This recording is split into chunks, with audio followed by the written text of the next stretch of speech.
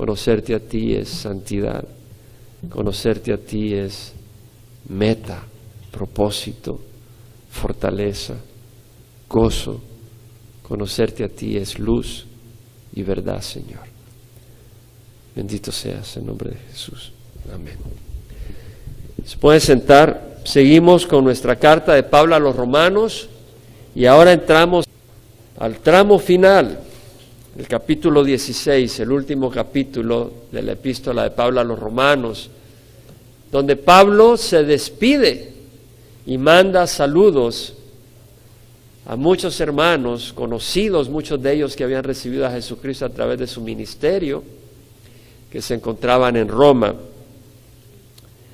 Como vemos, Pablo escribe esta carta desde Corinto, en la zona de Acaya, al sur de Grecia, al final de su tercer viaje misionero. Pablo iba hacia Jerusalén, y de Jerusalén tenía planes de ir a España, y camino a España pasar por Roma.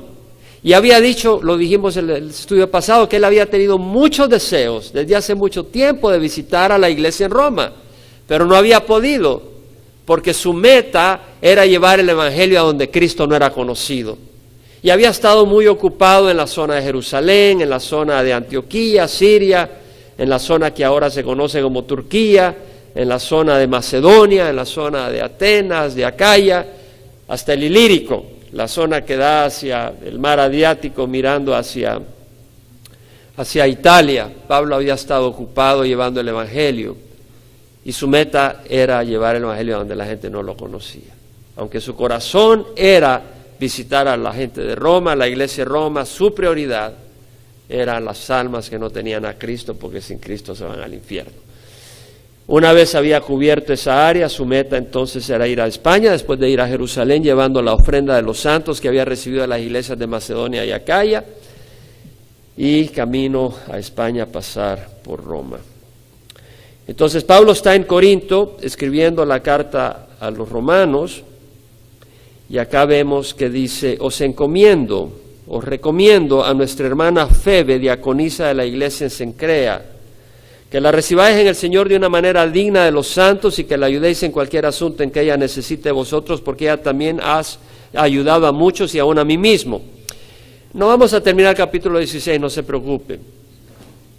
Parecería que los primeros 16 versículos se van a ir muy rápido, pero no fue así, porque hay bastante que podemos escudriñar acá. Pablo está recomendando a la hermana Febe, diaconisa de la iglesia en Cencrea.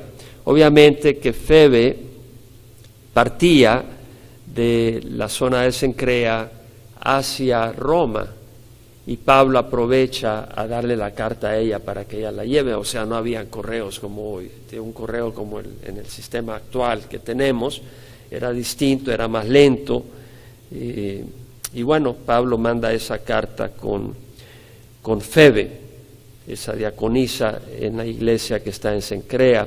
Cencrea es un puerto al este de Corinto, o sea, está la ciudad de Corinto, que está en el istmo, y al este está un puerto y al oeste está otro puerto. Entonces al este está el puerto de Cencrea, como a 15 kilómetros, y había una iglesia, es decir, un cuerpo de creyentes que se reunía ahí, y Febe era sierva de la iglesia de Cencrea. Cuando dije sierva, lo dije claramente porque la palabra diaconisa quiere decir sierva o siervo. La palabra en el griego es diáconos. Ahora, ¿por qué se escribe diaconisa y no sierva? ¿Por qué se escribe diaconisa? Bueno, la traducción de la New American Standard, la New International Version, la King James y la New King James no dicen diáconos, dicen servant. Lo traducen literalmente a siervo.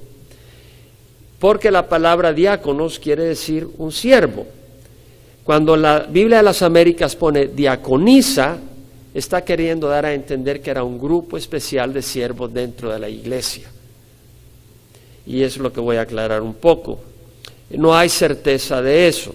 En todo caso, la palabra diáconos o diaconisa, porque en el griego quiere decir sierva simplemente, es alguien que sigue órdenes de su amo. Váyase al Evangelio de San Juan, el capítulo 2. Se va a dar cuenta cuando Jesús está en las bodas de Caná, en el versículo 5, que su madre le dijo a los que servían, haced todo lo que Él os diga. La frase esa, a los que servían, es la palabra diáconos. No eran diáconos de la iglesia en el sentido de diácono, como entendemos. La palabra diácono es siervo. Eran siervos que servían en las mesas. Eso es lo que quiere decir, diáconos. Esa es la palabra en el griego, ahí es diáconos. Entonces, un diácono en el griego es un siervo.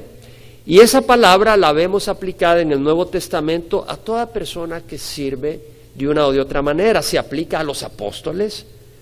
Hay situaciones donde se aplica que los apóstoles son diáconos en el sentido de siervos, están sirviendo. A los maestros se aplica a todos los miembros del cuerpo de Cristo, que son llamados a ser siervos. Y se aplicó también a un grupo de miembros cuyas responsabilidades de servicio entre la iglesia eran específicas y asignadas a ellos. No incluía responsabilidades de enseñanza. La responsabilidad de enseñanza, el ser apto para enseñar era una responsabilidad de los maestros o de los pastores. Si tú te vas a 1 Timoteo, ve a 1 Timoteo, porque mi interés es que aprendamos doctrina, aprendamos cosas que tienen que ver con el manejo de la iglesia.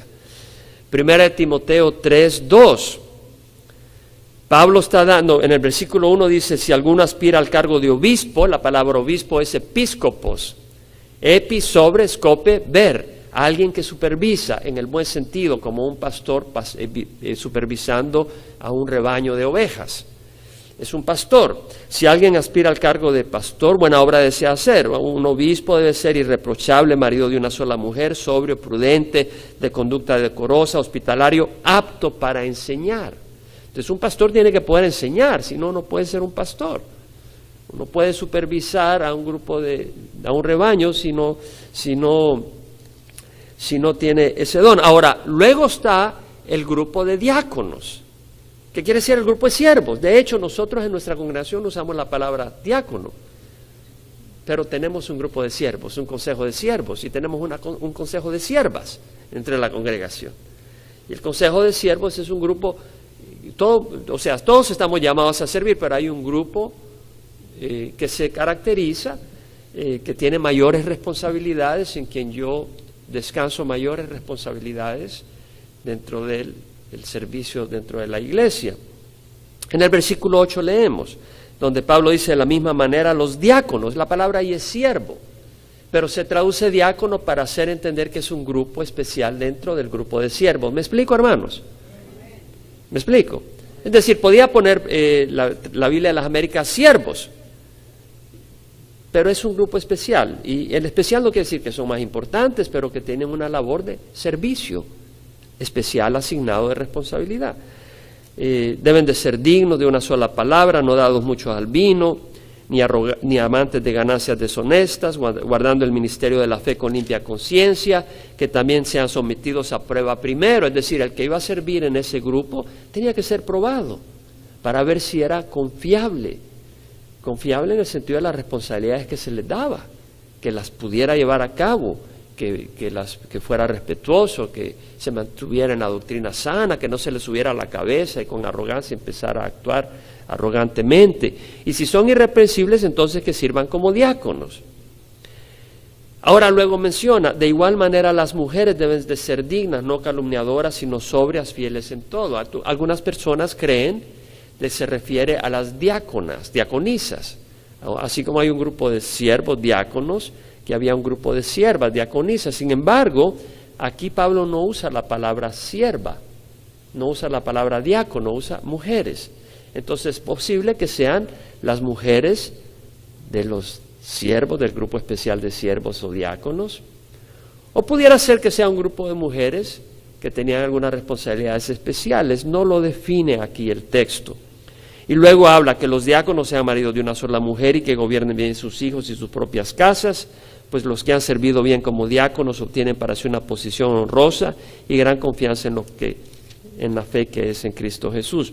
Pudiera ser que cuando se refiere a mujeres, se refiere a las mujeres de los diáconos que estaban sirviendo junto con sus esposas, y que era importante que sus esposas fueran prudentes, para que no fueran personas chismosas, calumniadoras que afectarían el ministerio, pero pudiera ser un grupo de siervas. Ahora, vemos en el libro de Hechos el primer ejemplo donde se escogen siervos como diáconos, aunque no se usa en ese texto la palabra diácono, en el Hechos capítulo 6, cuando la iglesia había nacido al principio. En el capítulo 6 leemos que al multiplicarse el número de los discípulos surgió una queja de parte de los judíos helenistas, es decir, los judíos de trasfondo griego, en contra de los judíos nativos, es decir, los judíos nativos son los que habían nacido en Jerusalén, en Judea, en Israel. Los judíos helenistas habían nacido en otra parte del Imperio Romano, de la bastante cultura griega. Y dice, sus vidas eran desatendidas en la distribución diaria de los alimentos, o sea, hubo una queja. Los 12 convocaron a la congregación de los discípulos y dijeron, no es conveniente que nosotros descuidemos la palabra de Dios para servir mesas. Por tanto, hermanos, escoged de entre vosotros 7 hombres de buena reputación, llenos del Espíritu Santo y de sabiduría, a quienes podamos encargar esta tarea. Y nosotros nos entregaremos a la oración y al ministerio de la palabra. Vemos la responsabilidad de los pastores, de los líderes espirituales, es dedicarse a la oración y al ministerio de la palabra. Ese era el énfasis, la prioridad. Y estos hombres, aunque no se le menciona la palabra diácono, pero era un grupo especial. Pero mira bien que para poder servir era necesario que tuvieran buena reputación, que tuvieran el Espíritu Santo. Porque en la iglesia tú dices, bueno, yo voy a servir sirviendo sillas, pero si tu actitud no está buena, tú vas a causar problemas. Te lo garantizo, por experiencia. Y tal vez se te pide que sirvas en el sonido, que sirvas trayendo cosas, o en la mesa de materiales, pero si tú no tienes al Espíritu Santo, vas a traer problemas. Porque el enemigo está buscando un punto en donde causar divisiones. Y por eso es tan importante que los siervos que están sirviendo dentro de la congregación tengamos una actitud correcta. No quiere decir de que esos siervos no puedan llegar a ser maestros o enseñar también como maestros. Dentro de estos siervos estaba Felipe en el versículo 5 y estaba Esteban. Esteban fue ese siervo de Dios que fue el primer mártir de la iglesia, que predicó poderosamente y fue apedreado y murió, dando su vida para Cristo. Y luego tenemos el caso de Felipe, que fue un evangelista, que llevó el evangelio a Samaria y muchas personas recibieron al Señor, y luego terminó en Antioquía y ahí pues ministró a Pablo cuando Pablo regresaba en su tercer viaje misionero. Vemos pues acá el ejemplo de los diáconos, voy a usar la palabra diácono. Ahora, para los pastores es necesario ser varón, ese es un requisito. Pablo lo estableció en primera de Timoteo, puede ir ahí. Entonces, cuando alguien toma otra posición, pues yo no puedo estar de acuerdo porque la palabra no está de acuerdo. En primera de Timoteo capítulo 2:12, Pablo dice, yo no permito que la mujer enseñe ni ejerza autoridad sobre el hombre, sino que permanezca callada, porque Adán fue creado primero y después Eva.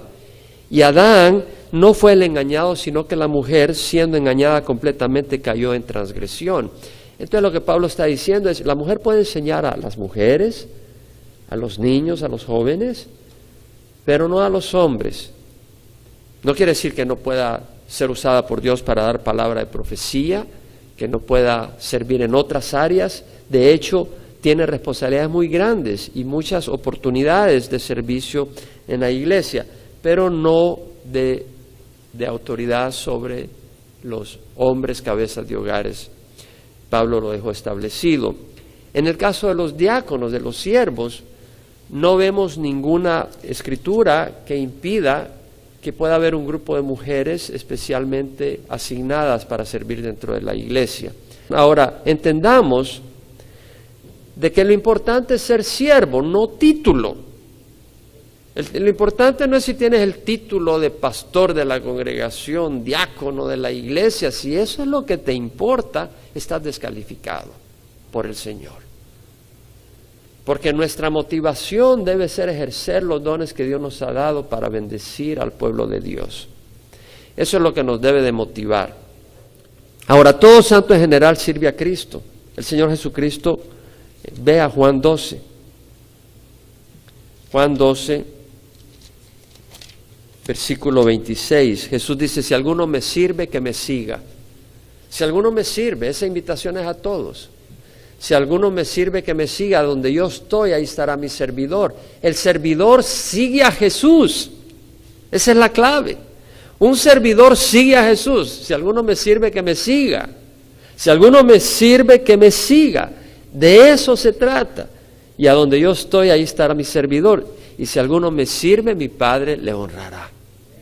Si alguno me sirve, ¿a quién servimos? Servimos a Jesucristo.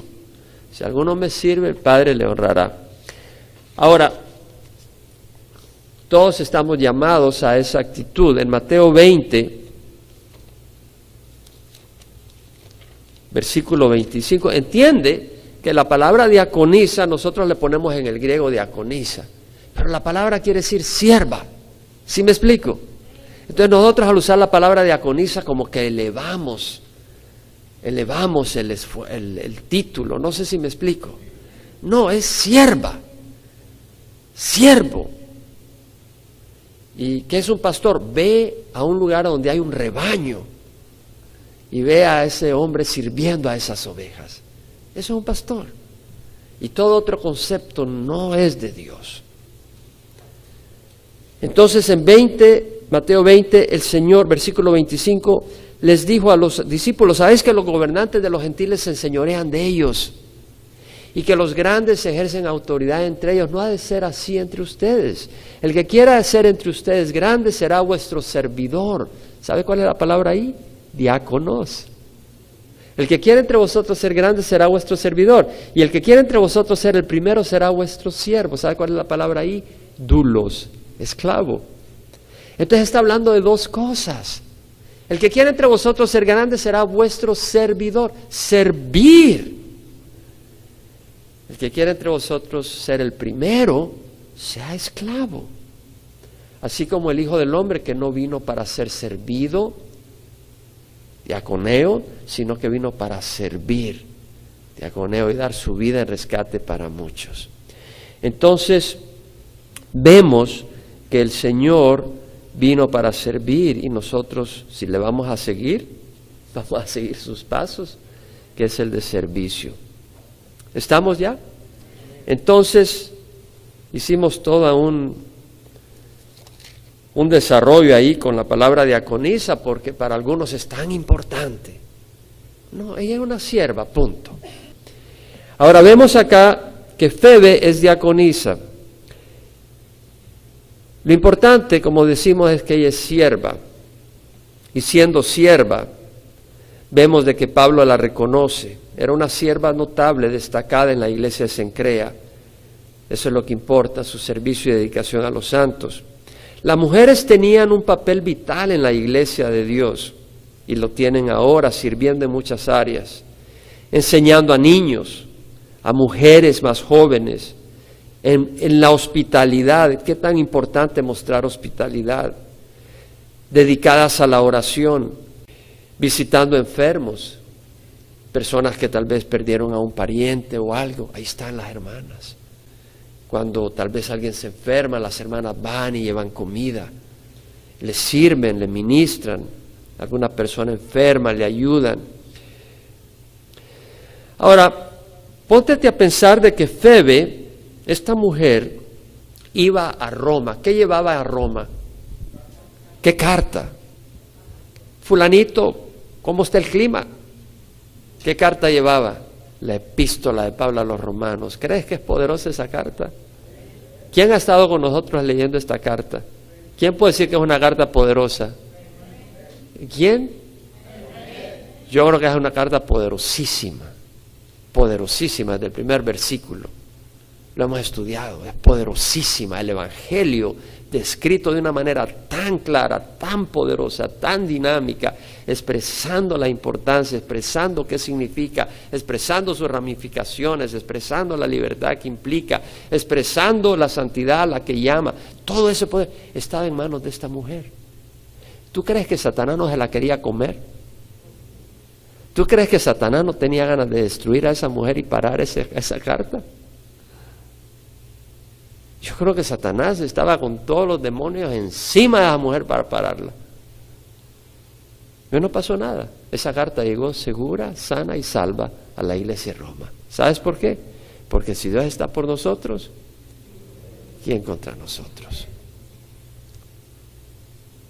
Si Dios está por nosotros, ¿quién contra nosotros? Ninguna arma forjada contra ti prosperará, y condenarás toda lengua que se alce contra ti en juicio. Esta es la herencia de los siervos del Señor. Esta es la herencia de los siervos del Señor. Ninguna arma forjada contra ti prosperará, y condenarás toda lengua que se alce contra ti en juicio. Esta es la herencia de los siervos del Señor, y su justificación viene de mí, declara el Señor. Su justificación, somos imperfectos, pero el Señor nos justifica con su sangre. Iba Febe a Roma, y vemos que era diaconisa de la iglesia en Cencrea. La palabra iglesia, refresco el significado. La palabra es eclesía, suena iglesia, eclesía en el griego, y es un término civil que se aplicaba en ese tiempo, no religioso, y quiere decir una asamblea de personas reunidas, personas civiles para alguna convocación en la ciudad, en el pueblo, y se aplica también para el grupo de cristianos reunidos para alabar al Señor. No se aplica a un edificio, se aplica a personas convocadas que están reunidas para alabar al Señor, y se aplica al grupo de creyentes en una ciudad o en un pueblo. Vemos que Pablo recomienda a Febe. En ese tiempo había muchos impostores y falsos personas que se hacían pasar por cristianos. De todas maneras, era bueno que Pablo recomendara a esta mujer que llevaba esta carta de Pablo. Yo estoy seguro que era obvio que esta carta era de Pablo. O sea, un impostor no puede escribir una carta como la que escribió Pablo. Y el pueblo en Roma podía entender eso. Pero en todo caso, Pablo la encomienda para que la reciban en el Señor de una manera digna de los santos. Vemos la preocupación de Pablo que esta mujer tenga una buena receptividad de la iglesia en Roma. Recibirla en el Señor de una manera digna de los santos es recibirla con el amor del Señor, mostrándole hospitalidad, mostrándole atención.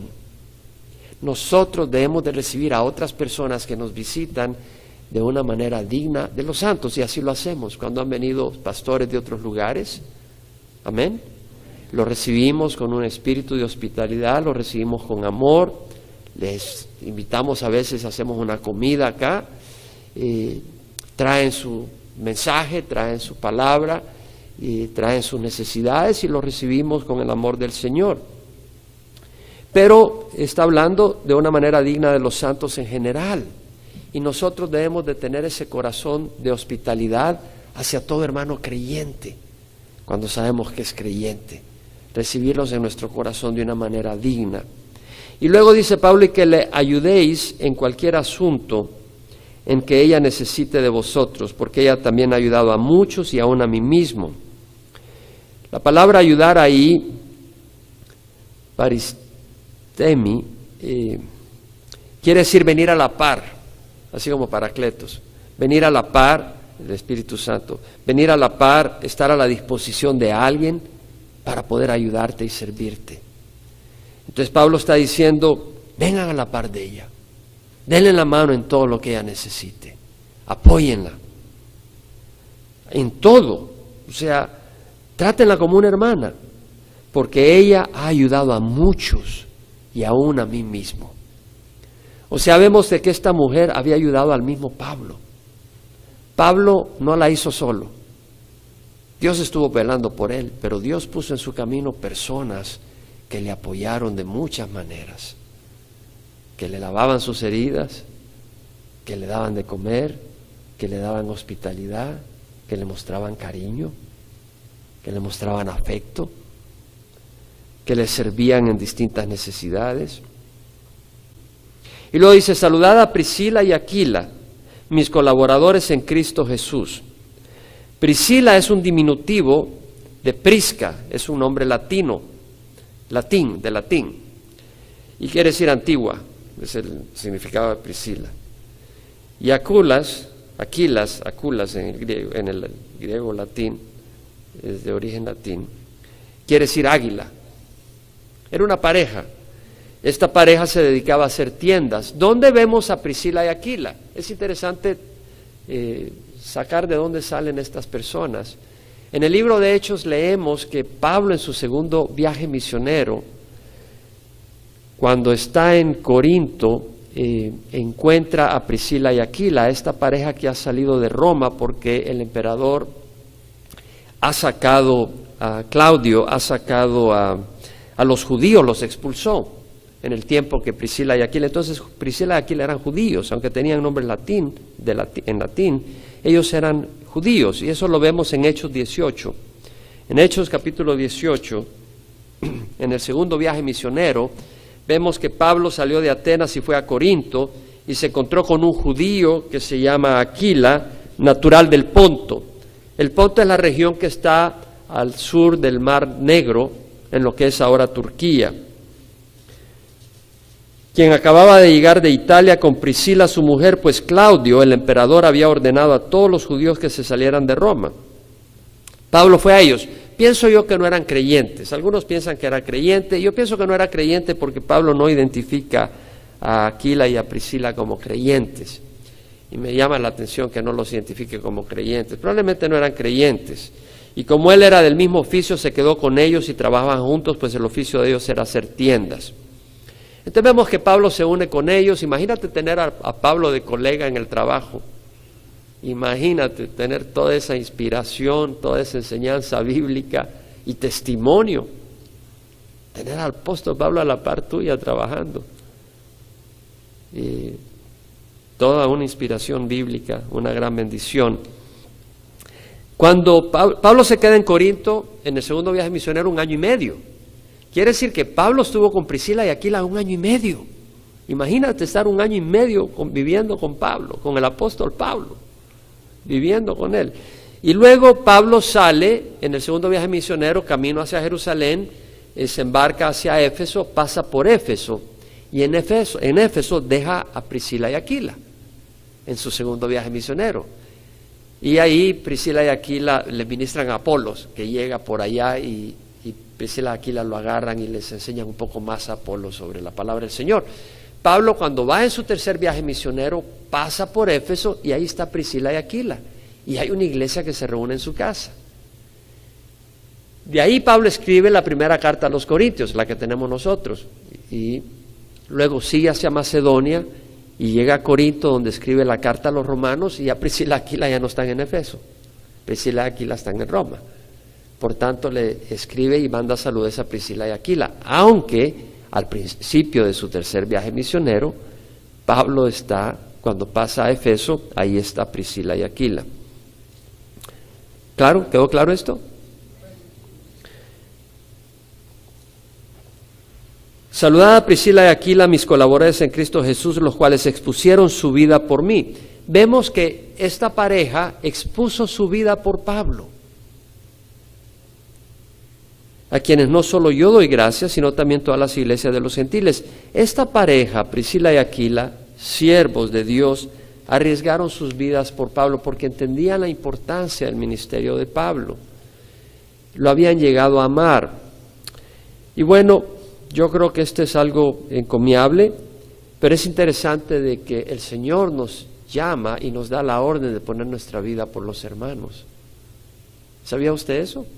Primera de Juan 3:16. En esto conocemos el amor, que Él puso su vida por nosotros. También nosotros debemos de poner nuestra vida por los hermanos. Ay, caray, yo no sabía eso, dice uno. Yo no quería pasarla tan difícil, yo solo quería llegar a Calvary Chapel Emanuel, no que me diga que tengo que poner el cuello por mis hermanos. Pero eso es lo que el Señor nos manda a hacer. Y Pablo dice: a quien no solo yo doy gracias, sino también todas las iglesias de los gentiles. Vemos el impacto que tenía Priscila y Aquila. Era una pareja de un gran impacto.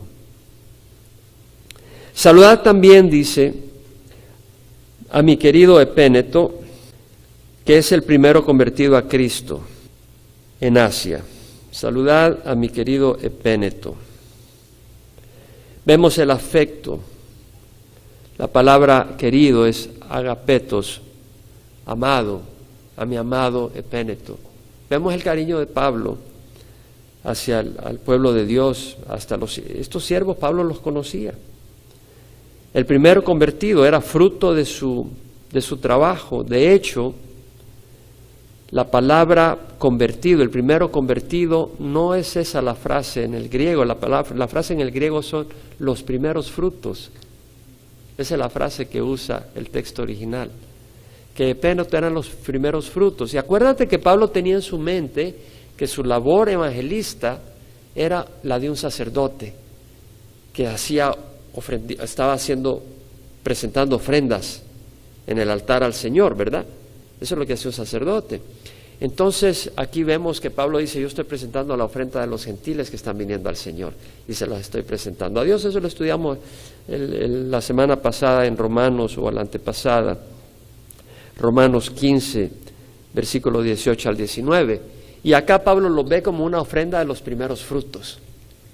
Cuando alguien cosechaba y los primeros frutos, los traía al templo para ofrecérselos al Señor. Entonces vemos que Pablo lo ve como una ofrenda al Señor. Epéneto, que es el primero convertido a Cristo en Asia. Algunas traducciones usa Acaya, la King James y la New King James, porque usan un distinto texto original de traducción. Luego dice, saludad a María, que ha trabajado mucho por vosotros. La palabra María, el nombre María es de origen hebreo. En el hebreo es Miriam, y ¿sabe lo que quiere decir? Rebelión. Eso es lo que quiere decir María. Sin embargo, esta mujer no era rebelde, era una mujer dedicada al servicio del Señor. Es probablemente una mujer judía, aunque algunas personas que no eran judías cuando se convertían al Señor tomaban nombres distintos, y podía haber sido una no judía que tomó un nombre judío. No sabemos. Lo que es importante acá es que dice, ha trabajado mucho por vosotros.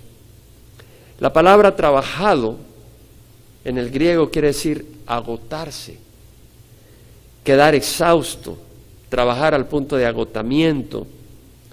Vemos que es una sierva realmente que tomaba en serio su llamado de servir a los demás. No lo veía simplemente como, bueno, ya hice esto, ya que no me moleste el Señor, ahora yo hago lo que quiero con mi tiempo. Era una mujer que entendía la necesidad en la iglesia, el llamado de Dios. Sentía que su vida era corta en este mundo y que había que correr, que había que servir al Señor, que había necesidades grandes y había que servir al Señor. Y vemos que dice que ha trabajado mucho, y no pierda de vista que dice por vosotros, porque muchas veces trabajamos mucho por nuestro propio negocio, muchas veces trabajamos mucho porque queremos que nuestros hijos tengan 3 doctorados y queremos tener toda la fama del mundo. Pero esta mujer se dedicaba, importante dedicarse a la familia, pero la familia no es el centro de atención del reino de los cielos, es Cristo. Y el Señor nos llama a que seamos siervos con nuestras familias del pueblo de Dios. Y eso es muy importante. Epafras es otro siervo, no lo menciona aquí Pablo, pero sí lo menciona en otra epístola, porque es importante cuando habla de trabajo, que entendamos que en el reino de los cielos el trabajo no tiene que necesariamente siempre que significar sudar. Ve a Colosenses 4:13. 12 al 13, Pablo habla de Epafras. Dice que es uno de vosotros, siervo de Jesucristo, siervo. Os envía saludos, siempre esforzándose intensamente a favor vuestro en sus oraciones, para que estéis firmes, perfectos y completamente seguros en toda la voluntad de Dios, porque les soy testigo de que tiene profundo interés por vosotros y por los que están en la Odisea y en Herápolis. Entonces vemos que este siervo, Epafras, era un hombre que tenía un interés por los demás. ¿Verdad que eso es algo de no fácil de encontrar, ¿verdad? Era un hombre que tenía un interés por los demás. Y tú te puedes dar cuenta muchas veces cuando saludamos. Tal vez saludamos, hola, ¿qué tal? Y ya estuvo. ¿Es eso un verdadero interés por los demás? No. Un verdadero interés por los demás va más allá de eso. Oye, déjame llamarte porque no has venido. ¿Qué te pasó? Oye, has estado enfermo. ¿Sí me explico? Un interés por los demás va más allá que un saludo. Es importante mostrar esa cordialidad y darnos un saludo. Triste sería que ni siquiera nos saludemos, pero un interés va más allá que un saludo. Pablo sabía lo que era trabajar duro por el reino. No vayan ahí, solo lo menciono, pero en 2 Corintios 11:27 habla de su ministerio y que él pasó trabajos y fatigas en muchas noches de desvelo, en hambre y sed, a menudo sin comida, en frío y desnudez. Es decir, la comodidad, el descanso, el buen sueño y la comida no eran su prioridad. Es importante que entendamos esto, porque a veces necesitamos servir. No, pero es que ahorita es mi hora de comida y mi hora de comida nadie la toca. O, un momentito, a menos que tengas una condición médica, ¿verdad? Pero no estoy hablando de las personas que tengan una condición médica. O, ¿sabes qué? Yo me voy a la cama a las 9 de la noche y lo que me estás pidiendo hacer va a terminar a las 9:15, así que no puedo ayudarte. Es decir, vemos el corazón de Pablo. En Colosenses leemos que Pablo dice, todo lo que hagáis, hacedlo de corazón, con ganas, como para el Señor y no para los hombres, sabiendo que del Señor recibiréis la recompensa de la herencia, es a Cristo a quien servís. Servimos a Cristo. Seguimos con Romanos 16:7. Saludad a Andrónico y a Junias, mis parientes y compañeros de prisión que se destacan entre los apóstoles y quienes también vinieron a Cristo antes que yo.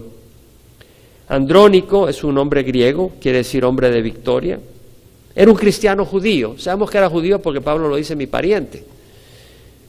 Y Junias, la palabra Junia quiere decir youthful, joven, es un nombre griego. De todas maneras, Pablo los menciona como mis parientes. Ahora, la palabra pariente acá no necesariamente quiere decir una persona relacionada de sangre cercana, puede significar compatriota. De tal manera que a unas traducciones lo traducen compatriota y otras lo traducen parientes. Estoy hablando de traducciones en inglés. No sabemos con exactitud, Pablo no nos da más detalle. Puede que sean miembros de la tribu de Benjamín, porque Pablo era de la tribu de Benjamín, y a otros judíos no los menciona como parientes. No quiere decir de que no podemos especular más. Hay gente que especula miles de cosas, no necesitamos especular, no nos lleva a ningún lugar. Lo que sí es interesante es que dice compañeros de prisión. Y en ese tiempo mucha gente sufría prisión por el Evangelio. Y si eran compañeros de prisión es porque Pablo estuvo ahí también. Pablo sufrió prisión a cada rato, hermanos. En 2 Corintios 10:23, cuando habla de algunos que querían ponerse a la par de él, dice, ¿acaso son servidores de Cristo? Yo más, dice Pablo, en muchos más trabajos, en muchas más cárceles. Muchas más cárceles. Pablo era conocido en las cárceles. Era bien conocido. Y dice, se destaca entre los apóstoles. Estos hombres, Andrónico y Junias, se destacaban entre los apóstoles, no en el sentido de los 12 apóstoles, porque ellos no eran parte de los 12 apóstoles, pero sabemos de que existía el oficio del apostolado más allá de los 12 apóstoles. Bernabé era uno de ellos, Silas era otro, y probablemente estos dos hombres eran parte. Algunos piensan que Junias podía ser la esposa de Andrónico, que puede ser un hombre femenino. Yo no lo creo. Yo más bien pienso que ambos eran varones y que ambos eran del grupo de apóstoles. Versículo 8, saludad a Amplias, mi querido hermano en el Señor. Una vez más vemos la palabra querido. Vemos el afecto de Pablo, ¿verdad? Amén. Es importante entender esto, hermanos. A veces leemos estas cosas y no entran en nuestro corazón. Vemos la relación que Pablo tenía dentro de la iglesia. Y esa es la relación que debemos de tener unos con otros, amén. De manera que cuando nos vemos podemos decir, querido hermano, de corazón, querida hermana, ¿cómo estás? Imagínate que alguien te diga, hola mi querido hermano, ¿cómo estás? Hola mi querida hermana. ¿Quién puede decir amén? ¿Podemos aplicar ese término? ¿Podemos aplicarlo?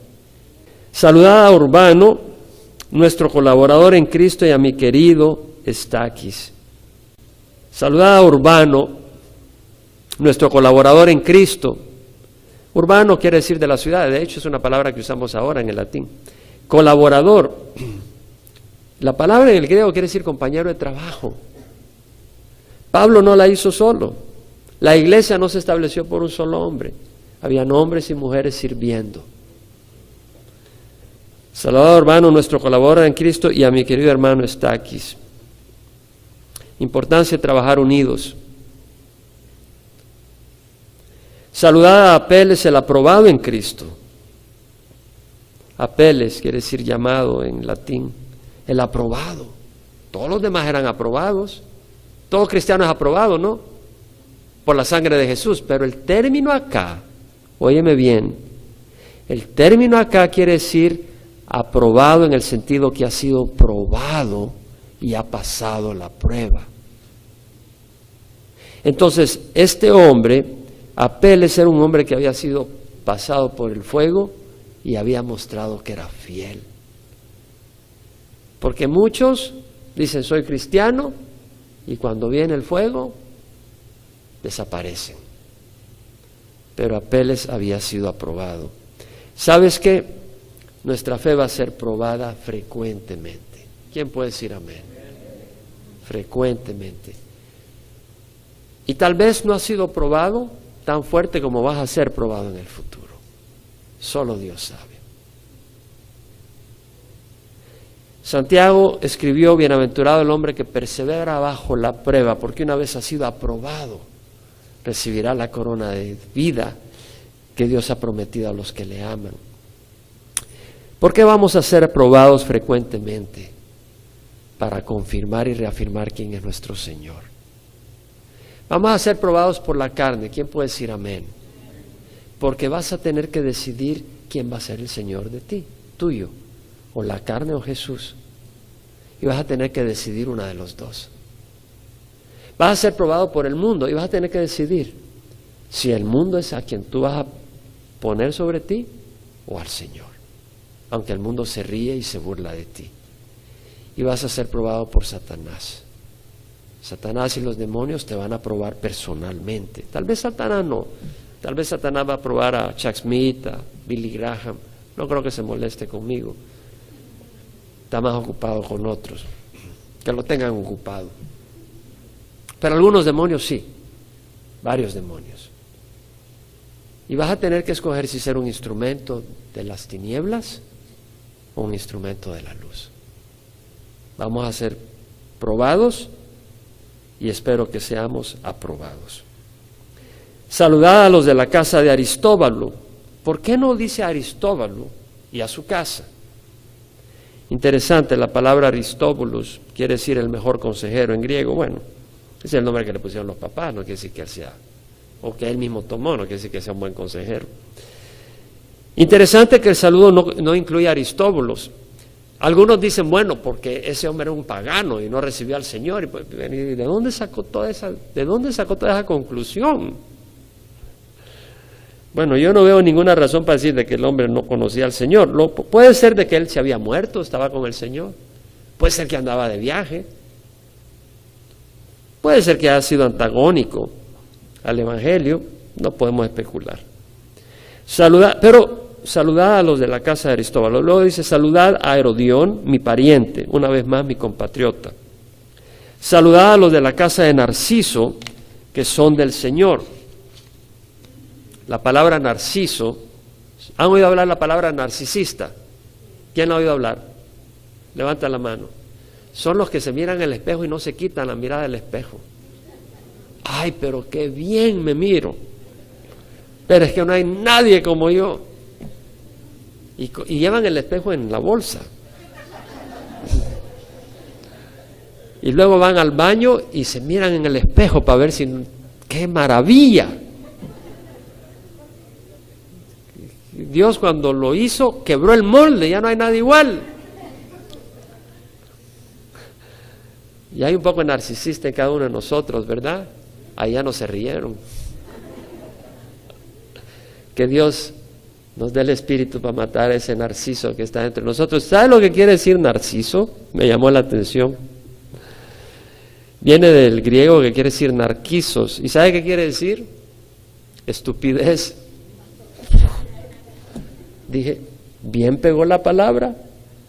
Bien pegó la palabra. Lo que pasa mirando en el espejo diciendo, soy lo mejor que uso en este lado de la eternidad. Pero esa palabra viene de narque, del narcotráfico. Y quiere decir estupefaciente, narcótico. Así que el que está mirando ahí está bajo la influencia del narcótico. No ha despertado a la realidad. No incluye a Narciso. No sabemos por qué de nuevo. Podemos especular, puedes perder el tiempo. Saludad a Trifena y a Trifosa, obreras del Señor. La palabra obrera quiere decir agotarse, quedar exhausto. Eran siervas del Señor, al punto de exhausto, de cansancio, agotamiento. Saludad a la querida hermana Pérsida. La palabra Persia quiere decir persa, de Persia, que ha trabajado mucho en el Señor. ¿Sabe que cuando Pablo menciona que han trabajado, se refiere solo a las mujeres? Como que los hombres somos más aguados. No lo creo necesariamente, pero es interesante que las mujeres que menciona Pablo acá, las menciona como siervas que se han agotado sirviendo a Dios. María ha trabajado mucho por vosotros. Leímos eso. Trifena y Trifosa, obreras del Señor. Pérsida ha trabajado mucho en el Señor.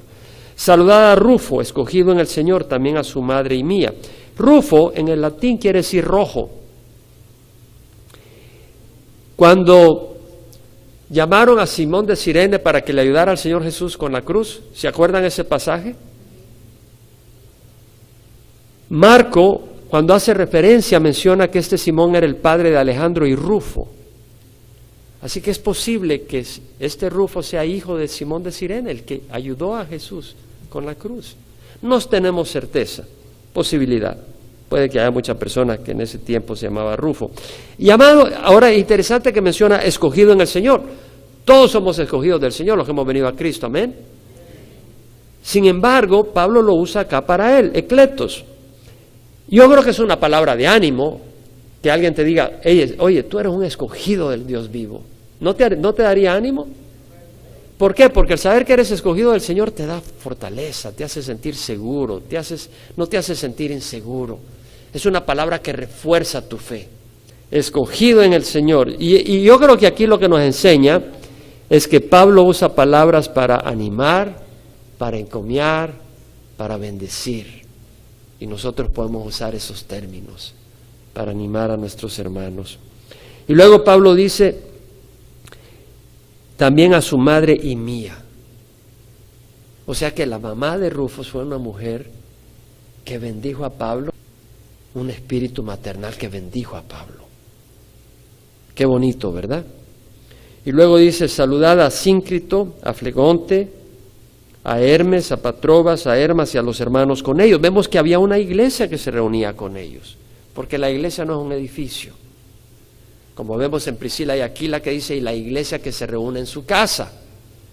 La iglesia que se reúne en su casa, la casa no es la iglesia, sino los que se reúnen en su casa. Algunos dicen, voy a ir a la iglesia. Está bien si la iglesia es al grupo de hermanos, está mal si la iglesia es este edificio, porque la iglesia nunca se refirió a un edificio. Amén. ¿Por qué? Porque la idea de iglesia es un edificio, con sus ventanales, todos ahí bonitos, su incienso. Saludad a Filólogo y a Julia, a Nereo y a su hermana, y a Olimpas, y a todos los santos que están. ¿Sabes lo que quiere decir Olimpia? Descendida del cielo. Y Julia Julia quiere decir softly haired, pelo suave. Y a todos los que están en su casa, a todos los santos que están con ellos. Una vez más, vemos la iglesia que se reunía en casas. La iglesia no se reunía, la iglesia, el pueblo no se reunía de Dios en edificios grandes, sino hasta mucho tiempo después. Ahora, si te das cuenta, Pablo se ha acordado de 26 nombres, sabiendo que estaban en Roma esas personas. No solo se acordaba de esos nombres, sino sabía que estaban en Roma, quiénes eran. Vemos el corazón de Pablo para la obra de Dios. Y luego dice, saludados unos a otros con un beso santo. Todas las iglesias de Cristo os saludan, con fraternidad universal. Vemos que Pablo los anima a mostrar esa confraternidad. Aquí no nos saludamos de beso, pero sí nos podemos saludar de un abrazo cariñoso. Podemos mostrar afecto. Es bonito mostrar afecto, hermanos.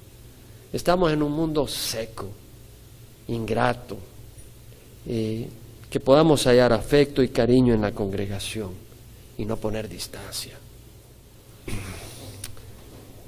Siempre hago una invitación a recibir a Cristo, si alguien no ha recibido a Jesús. Pero si hay alguien que nos visita por primera vez o no ha recibido al Señor o nos ve por internet, te invito a recibir a Jesús como Señor de tu corazón. Ábrele tu corazón. Padre, te ruego perdón por mis pecados. Ora conmigo.